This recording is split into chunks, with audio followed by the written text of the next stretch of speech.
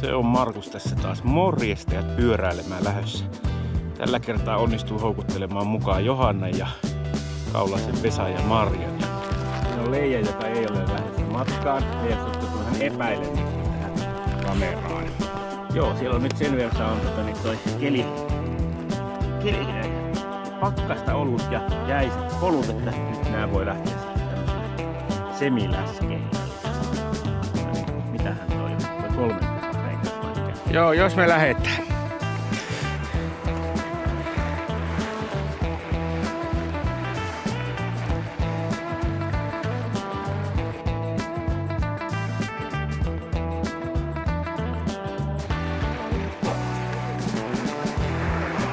Mennään turistiväylän ja jätä pahennusta.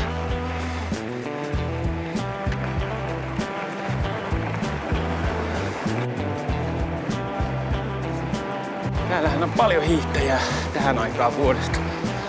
Uudestaan tosta ladun yli tonne toiselle puolelle.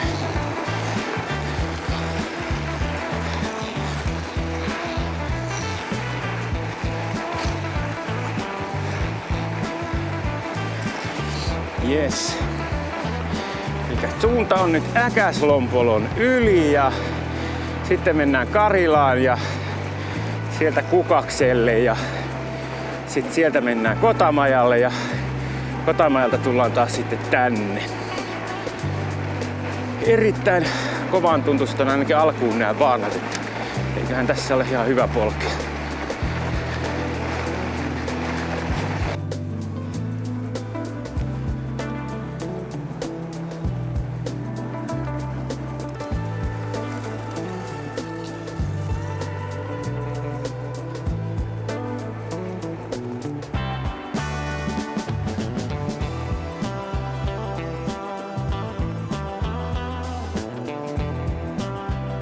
Mielenkiintoista nähdä, että väheneekö kuinka väki kun päästään tästä tonne metsään, mutta aika paljon oli tossa jäällä sakkia.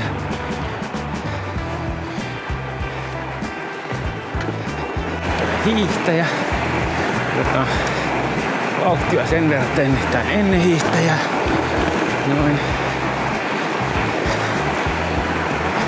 Menkää seelle, niin saadaan sitten tämmösiä persoskuvia, että on muitakin. Mäkeä vain ylös! Mäkeä vain ylös!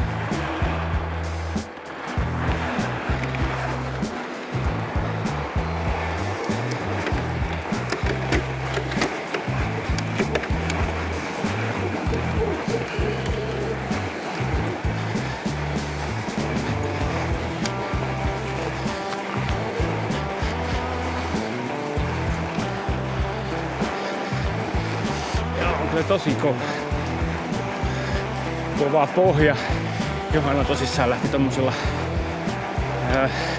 ei ihan läskellä, 3 tumman renkaalla.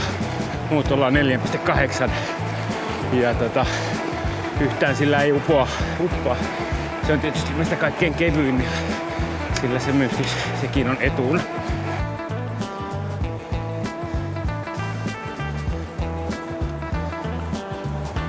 Alkutalvestahan nämä on hyvin pehmeät nämä reitit ja silloin on hirmuisen tärkeää, että ollaan vain hyvin leveärenkaisilla fillareilla liikkeellä. Nyt sitten nyt mennään maaliskuun viimeisiä päiviä ja sitten huhtikuussa niin nämä on nämä yleisimmät reitit, niin nämä on ihan jääkoviksi tästä varsinkin keskeltä kovettuneet, niin sitten pystyy lähteä tommosella vähän kapearenkaisemmalla, jos ei satu tämmöstä leveä renkaista omistamaan. Mutta ihan millään maantiepyörällä nyt ei ehkä kannata silti lähteä. Että voi sitten kun sulla on lämmin päivä, niin kun menee plussalle, niin sulatua ja uppoa sitten. Ja se ei tietysti kenenkään kannata hyvä asia. Lunta tullut hyvin lisää, tosta mennä aikaisemmin ihan tasaisella vain, mutta siinähän on tietysti aurattu kanssa toi autotie nyt tuosta. Täällä se sähköpyörällä on kyllä mukava, kun nämä ylämäät on niin helppoja. Ei kulu aika niissä. Vain vähän lisää tehoa ja pikkasen pienempää vaihdetta, niin sinne aivan jyrkkäkin mäki tosta noin vain. Ja.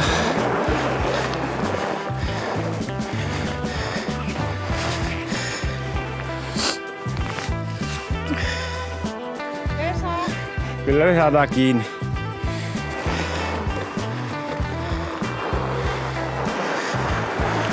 No, siinä ensimmäiset lipat. Mutta onneksi on pehmeä. Ei. Täällä tuo kaatuminen ei satu, kun tuo hankeen pyllähtää. Se on vaan tää ura, mikä on kova, mutta yleensä kun kaatuu sitten tonne hangen puolelle. Ja siinä on nyt tällä hetkellä metrin verran pehmuketta.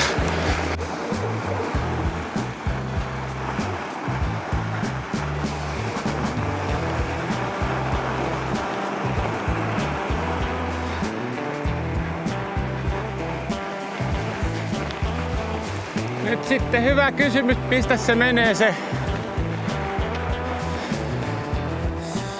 Meneekö se tuolta? Tai täällä, joo, se lähtee tosta kuule vasemmalle tonne Kukaksen kierrokselle. Mitä? On. No ei tarvitse katsoa.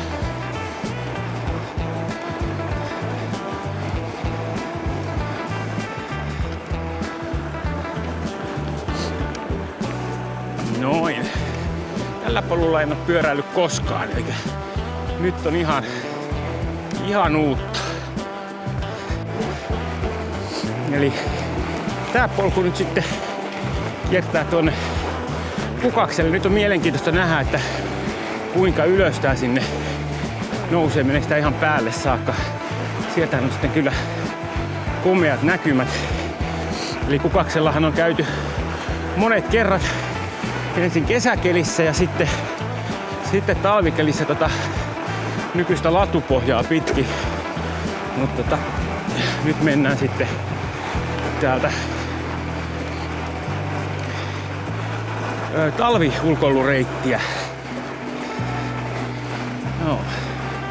Tää on ihan mukavan oloinen, tämmönen kiemurtelee aikas kevyt ajettava. On ihan suht kova pohja, eli on tässä että kulkijaa ollut ja mä tossa oli 3 viikkoa vähän väliä kuumeessa, niin ei oikein tullut pyöräiltä. Sitten oli viikon tuolla työmatkalla. On ollut pitkä väli, että on päässyt tänne reiteille, mutta mukavasti nyt on ne kelit, mitä on tässä koko talve oottanut. Pikkupakkanen, aurinko paistaa ja pohjat on erittäin kovat ja mukavat ajaa. Tässä huomaa, no tässä on ehkä se, että tässä on käytettä kävelijää aika paljon mennyt. On tuosta pientä röpeilyä on töissyä, mutta keskimäärin jees. Se tässä on kiva näissä talvireiteissä, että pääsee näkemään eri maisemia kuin kesällä. Kun kesäpolut kuitenkin suurelta osalta kulkee siinä, missä talvella kulkee ladut, niin nämä on vedetty eri paikkoihin. Nyt on sitten mielenkiintoista nähdä, että meneekö sitä tonne tosissaan Kukaksen päälle vai kiertääkö sitä takaa. Toivottavasti menee päälle. Siltä mun mielestä sitä menee 2 reittiä. En ole kyllä ihan 100 varma. Nyt pitäisi taas kurkata karttasovellusta, mistä asia selviäisi, mutta sen verran vähän näitä täällä on, että ei täällä nyt niinku eksymään pääse. Että kyllä tässä nyt väkisin päädytään Kotamajalle sitten niinku lopulta, että joko tasaisen tai mäen kautta, mutta kohtapa ton näkee. Jos nyt jotain pitää nillittää, niin tämä reitti nyt jostain syystä, niin Tässä ei ole tehty kallistuksia noihin reunoihin niin kuin monella muulla reitillä täällä. Onko tää vasta ajettu niin vähän aikaa vai onko tää eri tyypit tämän tänne laittanut vai mikä, mutta toivottavasti alamäki tuolla nyt sitten toiseen suuntaan olisi vähän. Ja tässä nyt nähdään kun lähdetään ylämäkeen, että mitenkä täällä on, että se on aina mukavampi sitten ajella, kun ei tarvitse jännittää, että onko pitoa, jos on niinku silleen suht suorassa kulmassa pohjaan nähden tuo asento. Nythän mä oon tässä tehnyt semmosen jutskun tässä aikaisempiin nähden, että mä oon vähän taas penkin asentoa vähän säädin. Se on vähän tolleen, että istun enemmän pyllyllä. Ehkä se on niinku kiputunto heikentynyt siellä takapuolessa, niin pystyy vähän laittaa painoa sinne, niin sen myötä sitten paino on pois enempi käsiltä. Mutta kesän reissua ajatellen niin pitää pohtia, että olisiko sellainen kokonaan ilman reppua meno fiksumpaa, koska sen tai sitten työttää vähempi kampetta kuin mitä nyt on repussa. Saapi nähdä. Olen vähän suunnitellut semmoista, jos tilaisin samanlaisen, mutta vähän isomman se Orslipin tankolaukun kuin Johannalla on, niin siihen saa kamerasisuksen, eli pehmusteet kolosilla. Ja siihen saisi sitten noita kuvauskaluston kulkemaan siinä niinku näppärästi hollilla ja silti niinku suojattuna. Ei tarvitsisi olla niin paljon repussa. Olisi mukavampi vielä sitten ajella. Joo, kyllä tämä vahvasti alkaa näyttää siltä, että tää kukakselle nousee. Semmosen on huomannut, että jos haluaa akkua säästää, niin laittaa niin pienen vaihteen näihin ylämäkiin, että saa tuolla 90 päällä pidettyä kadenssin. Niin ainut on, että menee vähän urheiluksi, mutta pääsee samalla akulla huomattavasti paljon pidemmälle. Vaikka pitäisi boostilla niinku tehoja, eli kovimmilla. Mutta se, että kun hoitaa kuitenkin itse sen suurimman osan, mutta se vaan niinku jeesaa just sen verran, että se pysyy tahti. Täällä on vielä vähän lunta puussa. Sen verran korkeammalla ollaan ja kohdassa mihin ei oo aurinko paistanut. Ja tänne on merkattu jotenkin reitti. Ne on niinku aikaisin puihin.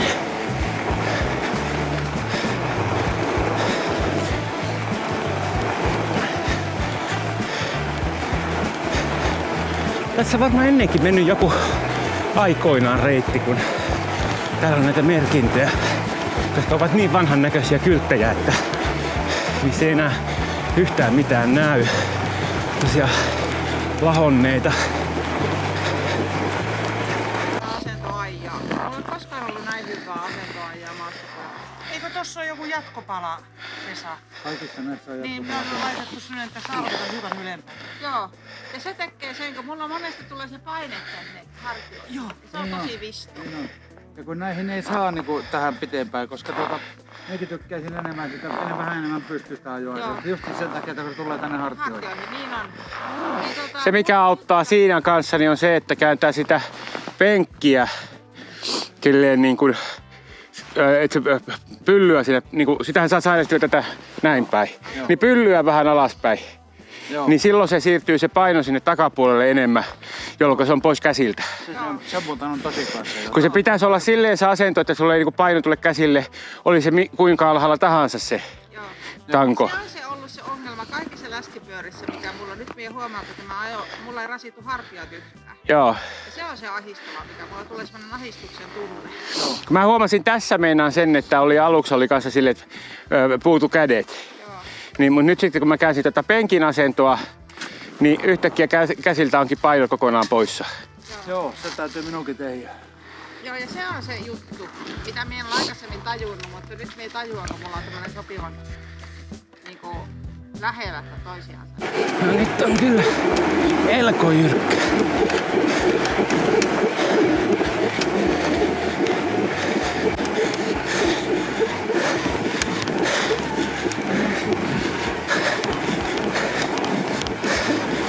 Hop, hop, hop.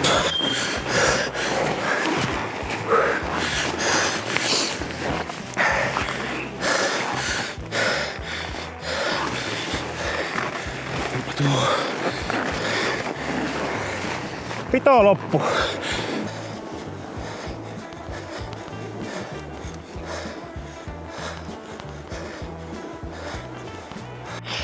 Mieletön paikka.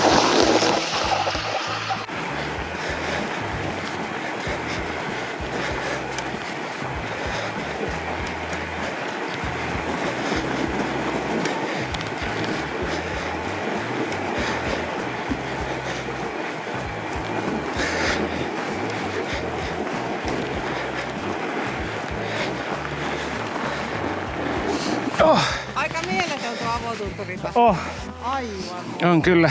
Onko Markus ollut täällä?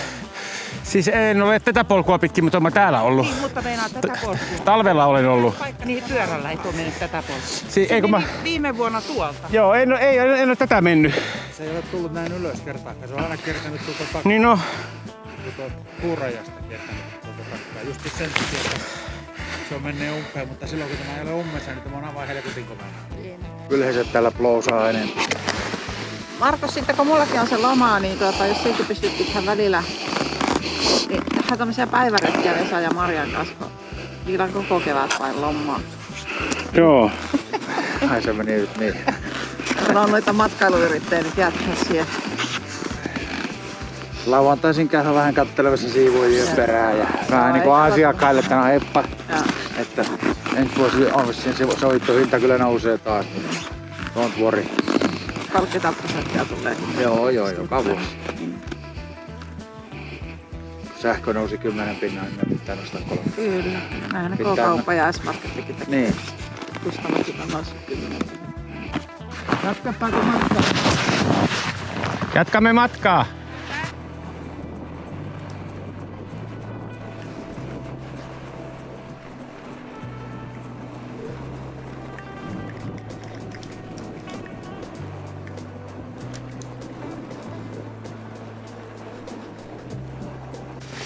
Saa nähdä minkälainen toi mäki, kun tätähän ei ole vedetty niin montaa kertaa kuin noita muita reittejä. Voi olla paikoin pehmeä. Onko ollut tyytyväinen tuohon pussukaan? Oh, se on kyllä tosi hyvä. Siellä on nyttenkin Johannan ja mun toppatakit ja sit siellä on pyörän korjausvehkeet ja pumppuja ja lukkoja, mitä kaikkea siellä nyt on. Sjondi! Oliko hyvät karnikkamehut? Se oli liikaa väkeä. Joo, no niin. Lähdetään pois siitä. Ja kyllä se yleensä tuolta alempaan aina paremmassa. Tässä päällä se tuiskuttaa sen. Ei kannata jäännistä syvimmissä kuluista, niin kannattaa siinä laajemmassa. Niin. Niin onhan sä vedetty tuota kelkalla. Niin. Joo. Jos mä menen vaikka ekaan. Mä voin mennä etuani.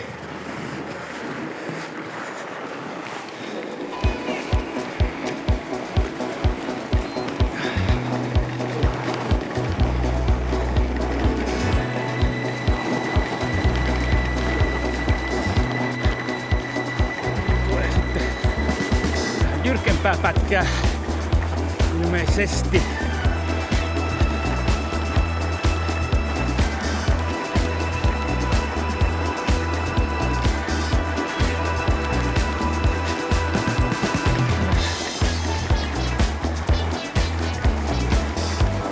Ja sen näköinen, että tosta tippuu jyrkänne alas, että ei se taida kuitenkaan ihan niin mennä. Ei se mene.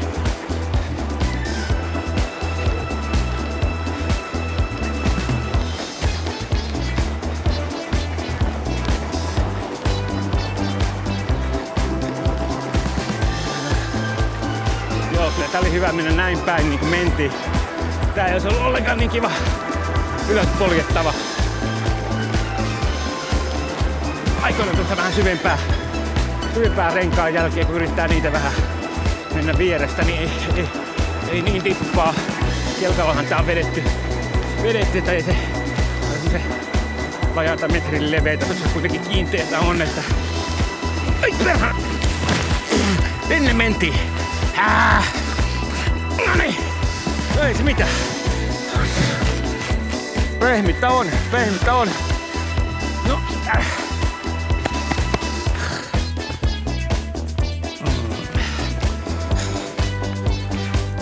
Sitten niinku... Vaatteista ja... Joo, sanoin siinä kun just kun pääsin sanomasta, että varoo niitä syvempiä kuoppia, niin semmoseen sitten osui ja sitten mentiin.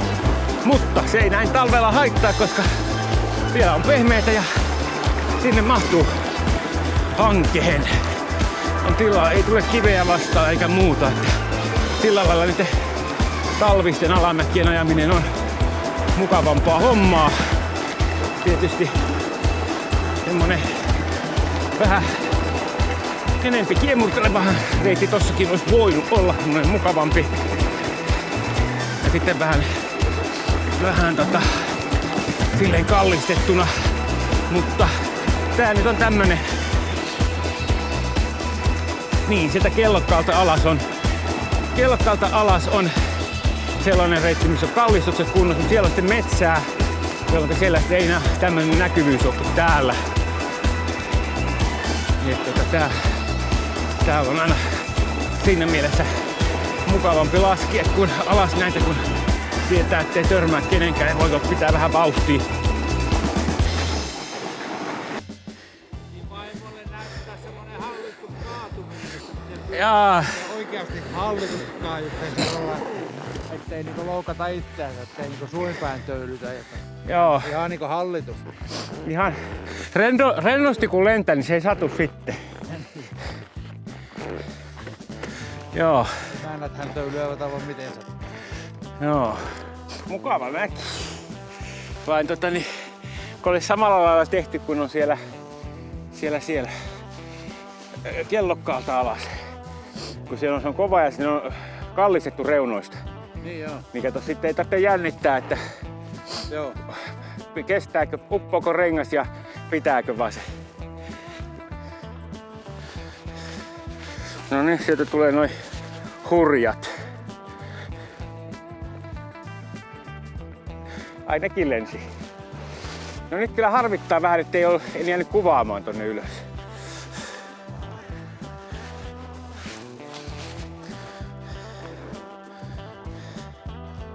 Kannattaa pitää silleen niinku seistä ja olla molemmilla polkimilla ja pylly taaksepäin. Kannattaa olla sillä lailla, että Kannattaa tulla hallitus. pylly siinä niinku penkin taakse ja seisot molemmilla polkimilla ja polkimet niinku silleen. Niin silloin sä saat sitten... Ei saa sen verran punainen. Joo. Ja kun sulla on sen verran kahteen renkiin, Mä lensin ihan naamalle. Joo, mä otin kanssa semmos, mutta katso videolta varmaan näkyy, että oliko ja silleen kun rennossa asennossa kun menee, niin se ei satu. Joo. Saattaa se olla, että se tuntuu vaan siltä 10 kilometriä tunnissa. Ihan joku tulee vastaan.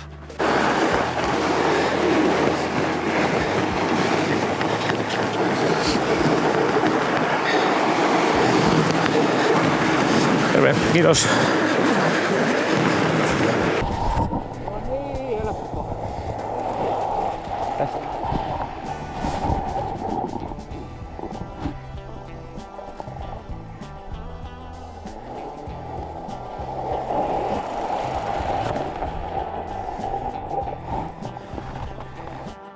Monesko oli?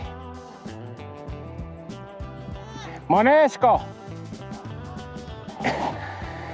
Toi kapeampi renka jo tälle mäelle ei oikein ole hyvä.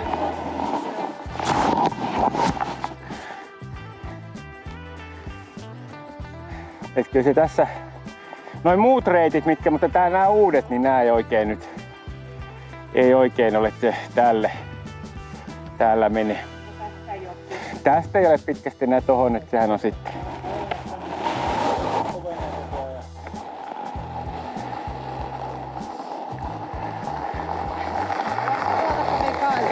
Joo, että tuun perässä. Kun omasta kaatumisesta ei saanut silleen kunnon kuvaa, kun se oli muuta kuin menossa.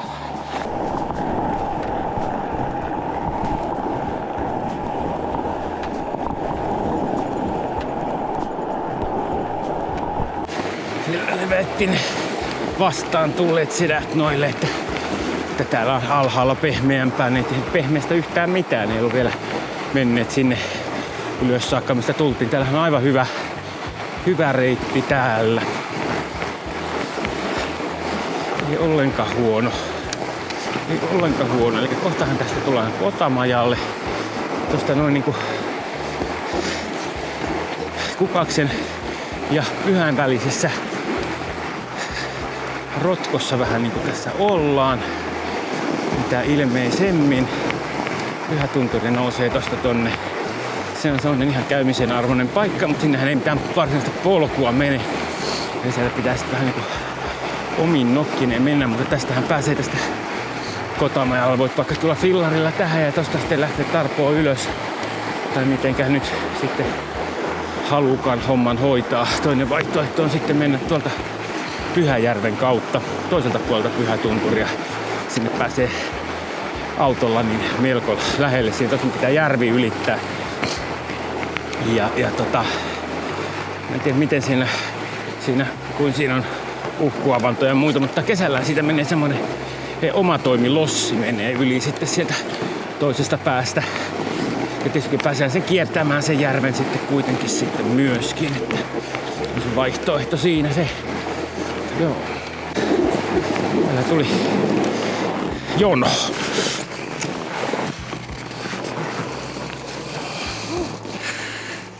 Tänne sedät siellä väitti, että pehmeitä täällä alempana. Parempaahan täällä alempana oli kuin tuolla ylempänä. Mites tänne alapuolella pehmeä? Ne kato, ei ollut täällä, ei ollut vielä siellä ylhäällä käynyt ja ne vertaisi tätä siihen Kotamajalle tulevaa. Jaha. Eikä ne tarkoitti tätä sitten. Tässä on vähän tämmöistä mössön tynkää.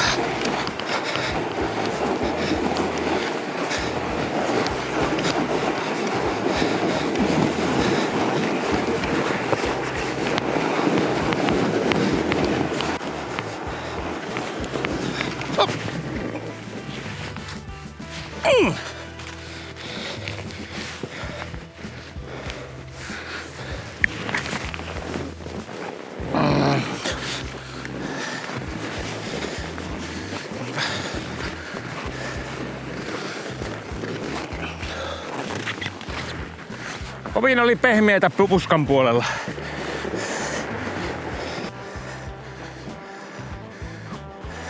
Tätä ne tarkoitti. Ne mennäs tätä. Ei, oli ne sittenkin ihan oikeassa. Tavallaan ihan oikeassa.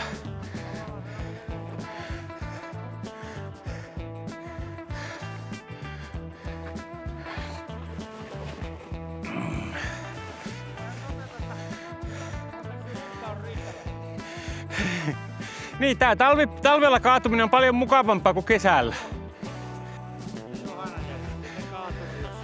No se sillä kapealla renkalla tässä mössössä ei kyllä paljon etene. Se on varmaan, se meni työntöhommiksi. No, ei se ole pitkä matka onneksi. Enää.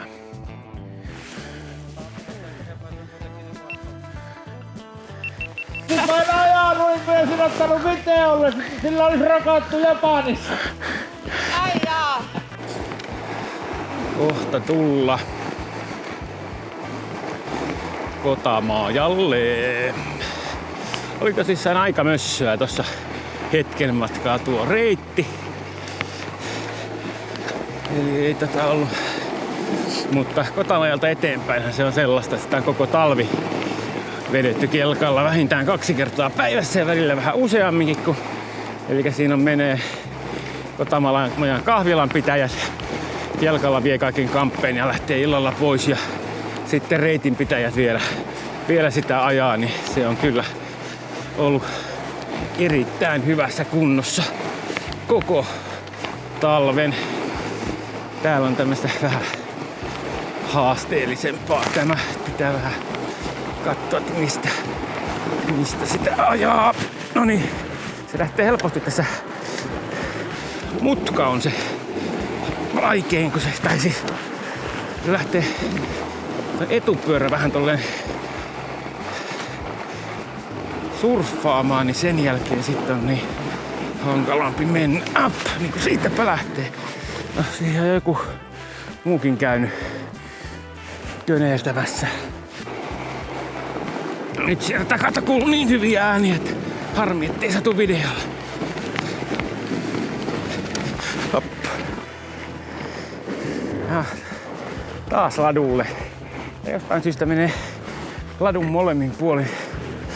Ja tuolla on aika pöppöröä tuolla. Katsotaan. Ponsa. Noniin!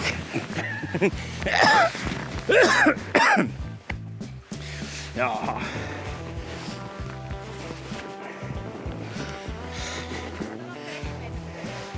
On se, tämä talvipyöräilyssä kaatuminen on kiva. Kyllä.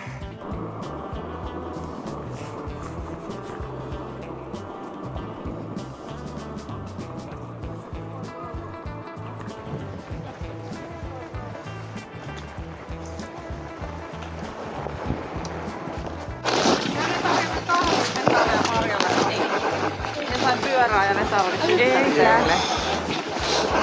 Kyllä. Joo. Ja tarjoaa synttärikahvia.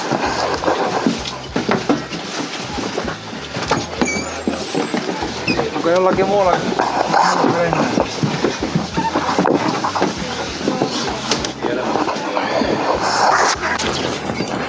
Lähdetään sitten vähän kiinteämpää reittiä kotia kohti. Se sammuu kyllä itsestäänkin, jos se jättää päälle. Mä en tiedä miten siinä, mutta tässä on silleen, että pakkasella pitääkin jättää se, että se sammuttaa itsestään. Kun siinä on toi käynnistysnapissa niin oma joku kondensaattori, että se lataa sen sit siinä, että kerran ei meinaa käynnistynyt, kun lähdin täältä. Joo, mutta ei näillä keleillä ole mitään väliä, kun 30 pakkasella sitten. Joo.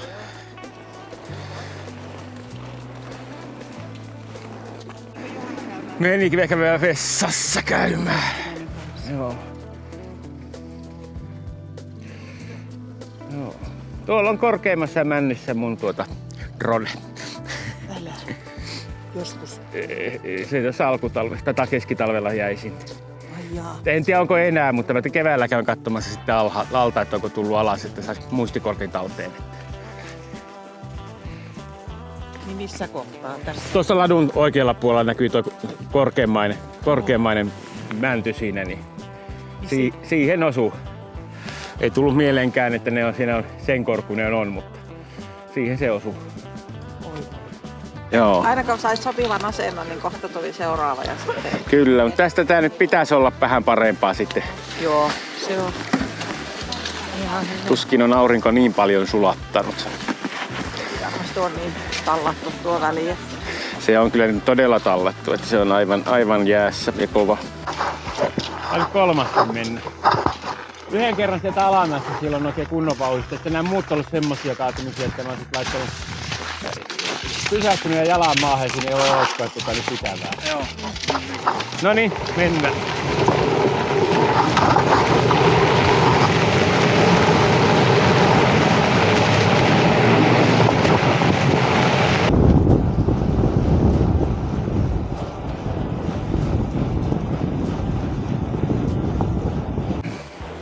Onko sitten vähän erilainen polku tämä? On vähän muutaman kerran tällä joku ajanut tästä.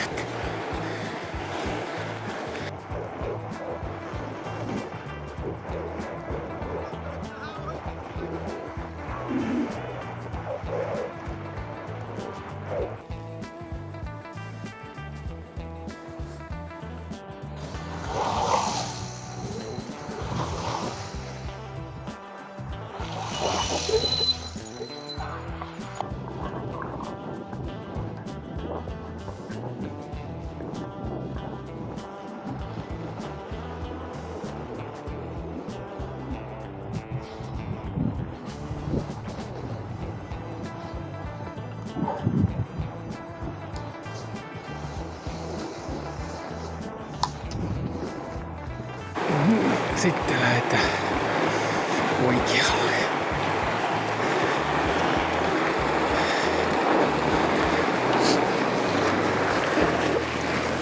Aivan huikeeta, eiks? On se, toi on hieno pätkä toi. Johannalla on vaihtunut ajatuksesta jonkun. Tämä on niinku näillä hyvillä järvillä. Tää on niinku tosi. Oh.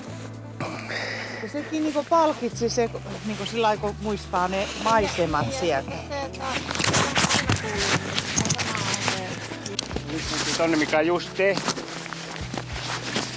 Siitä on. Ei se ole kauhean pitkään siinä ollut. Maisemathan tuolla on ihan mahtavat, että se on, niinku, se on sen arvosta sinne könytä.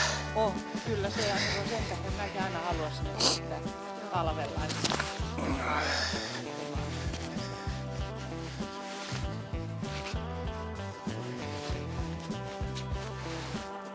Mitä? No en kyllä hiihtämällä sinne mene. Kyllä mistään hinnasta. Kyllä. Joo. Kyllä.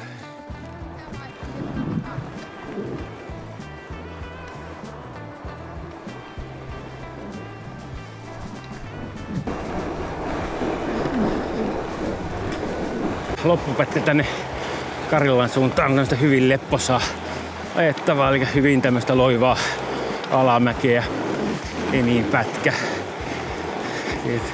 Sitten just nyt ei ole mistä kameraa laitoin päälle, mutta uskokaa nyt kuitenkin. Joo, jos nyt tämän Kukaksen lenkin menette ajaa, niin menkää ehdottomasti näin päin. Tää vaikutti ihan hyvältä. Näin päin kuljettuna.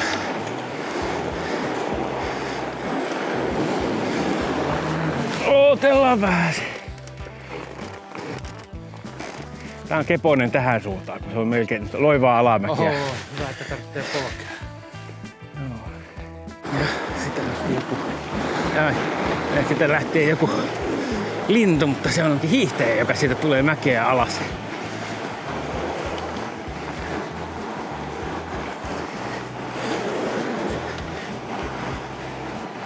Tässähän on semmoset hyviä chanceja, kun tulee täältä polulta, niin siitä sitten osua hiihtäjään, kun muuttuu yhteisreitiksi tuossa hetkeksi matkaa.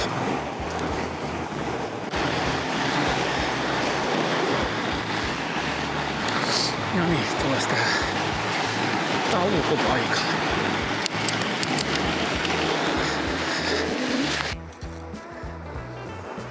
Otetaan se Vesa tässä. No nyt se tuleekin jo sieltä. Remuliiton kautta. Siellä ei tule sitä pyörätietä pitkin. Ei tarvii. Eikä tarvi. No mennään sitten. Joo. Mikäs reitti täältä menee tähän aikaan vuodesta?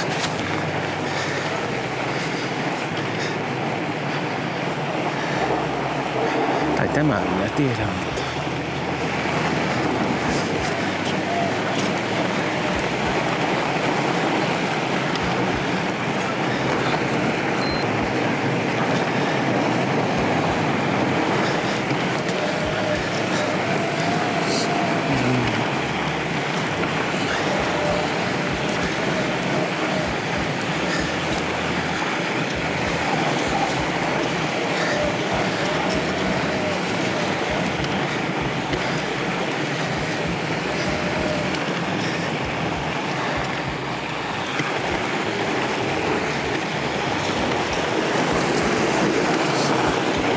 Niin, mennään lumikenkäilyreitille.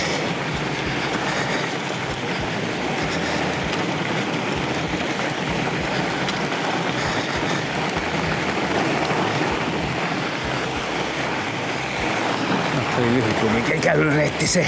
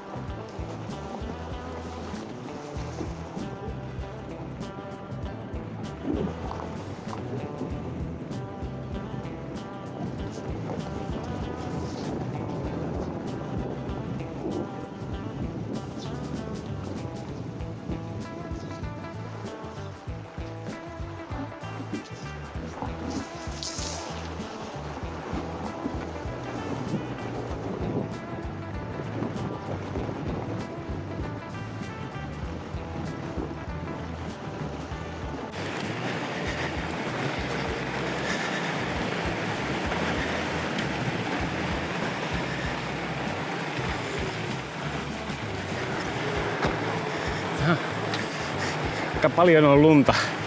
Noin on varmaan metrin korkeat noin kaiteet normisti, aika hyvin pakkautunut tähän.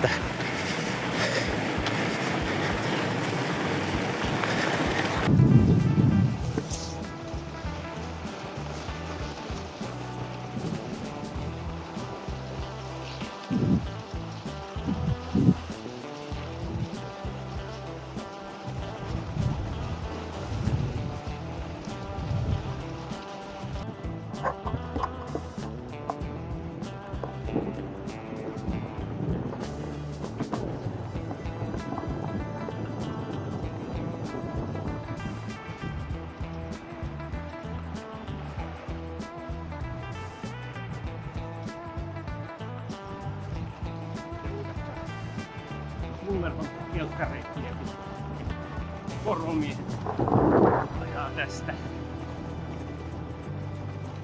Polon poikki ruokkimaan poroja.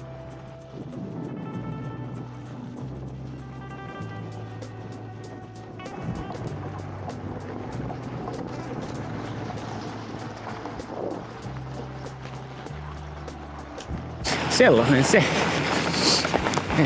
Ei kun uutta videota tulee taas sitten jossakin vaiheessa. Käydään vielä se Kaulasille niitten fillarit ja mä kotiin kotiin ja Johanna sitten jättää noitten Kaulasten fillarin tonne heille ja tulee autolla kotiin. Ei lähtenyt tosissaan omalla, kun siinä on vielä kapeammat renkaat kuin mitä tuossa lainapyörässä. Mutta mukava reissu.